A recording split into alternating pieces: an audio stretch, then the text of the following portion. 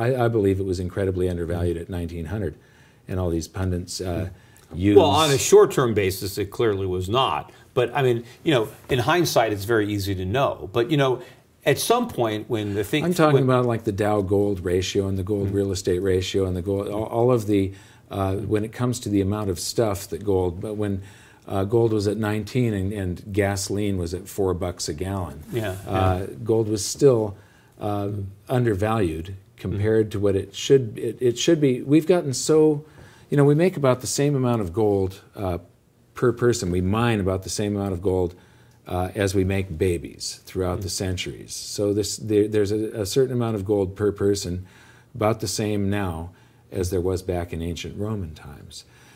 All of the stuff that we make, though, we've become thousands and thousands of times more efficient at making stuff. And so instead of the vast majority having just a subsistence living where they might have a pair of shoes and be able to clothe themselves and have a bed, the majority now, you have access to all of these different things like, you know, you've got a refrigerator, you've got indoor plumbing, we've all got cell phones, we've got computers, cars, you've got hotels at your disposal, jets and everything else. The value of the amount that gold purchases is extremely low on a historic basis because it's been diluted by all of the other liquid financial assets that we keep on developing that we can store our wealth in.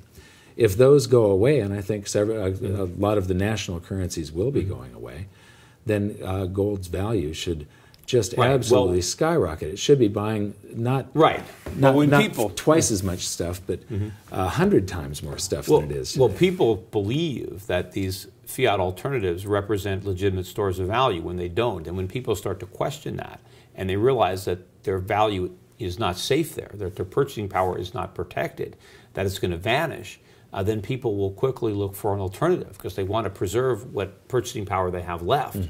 And yes, everybody's going to try to rush back into gold, and that means the price is going to be substantially higher because of the increase in demand. Right now, you don't have people are complacent. People trust the system, and it hasn't dawned on them yet, despite all the things that have happened recently that should have shaken their confidence that this is going to end badly.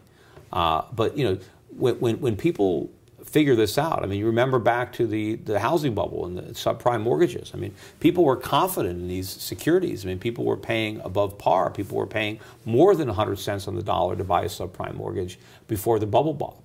But once it popped, and it was very quickly, these things were worthless. You couldn't give them away. They had no value. But all that changed was perception. The mortgage didn't change. The borrower was no more credit worthy or no less credit worthy. It was the same house and the same borrower. It's just the perceptions of the lender changed. They went from being confident to being realistic. And once they were realistic, it was pessimism. And so people are confident that their purchasing power is safe in the dollar or in the U.S. Treasury, but that's not true. They just haven't figured it out yet. But when they wake up, what are they going to do? You know, everybody figures it out at the same time, right? Nobody wants to be ahead of the curve, right? Everybody wants to go with the crowd because that seems like it's a safe thing to do. Only in this case, you can't go with the crowd. You got to be way ahead of that crowd or you're going to be, you know, trampled in the stampede.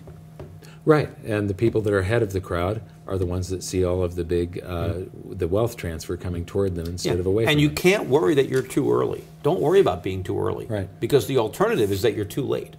And if you're too late, then it doesn't matter. You're never going to do it just right. Maybe some guy will get lucky enough to time it perfectly. Right, but that was just pure luck. Yeah, but most people that try to do that, they're going to end up missing it, right? Oh, let me just buy my, let me just wait till it gets a little bit cheaper, and then all of a sudden it runs away from you.